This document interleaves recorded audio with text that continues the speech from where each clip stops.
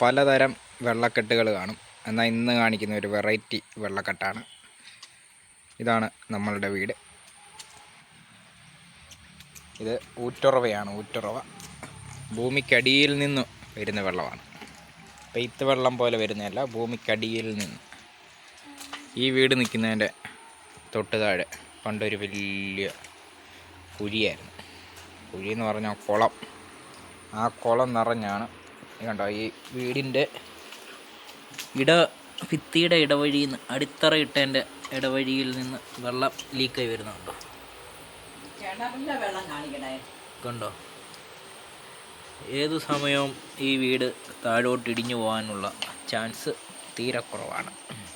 ഇതുണ്ട് ഭൂമിക്കടിയിൽ നിന്ന് നമ്മുടെ പൈപ്പ് ലൈനൊക്കെ പൊട്ടിയിട്ട് വരത്തില്ലേ, അതുപോലെ വെള്ളം വരുന്നുണ്ടോ? ഉണ്ടോ? ഭൂമിക്കടിയിൽ നിന്ന് ഉണ്ടോ?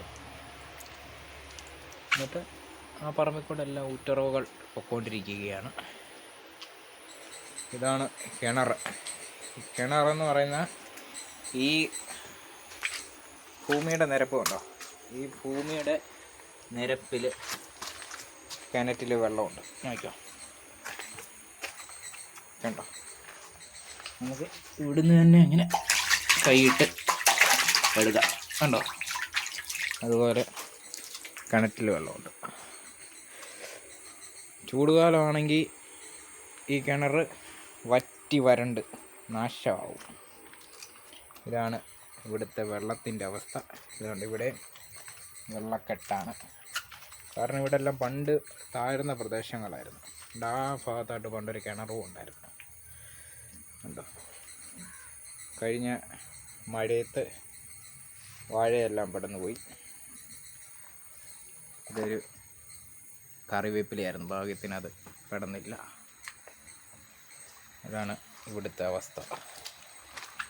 കിണറ്റിലെ വെള്ളം അവിടെ എല്ലാം വെള്ളമുണ്ടോ? ആ തോട്ടിലെല്ലാം അതുകൊണ്ടോ? ആ കുഴിയിൽ, തെങ്ങ് നട്ട കുഴിയിലെല്ലാം വെള്ളമാണ്.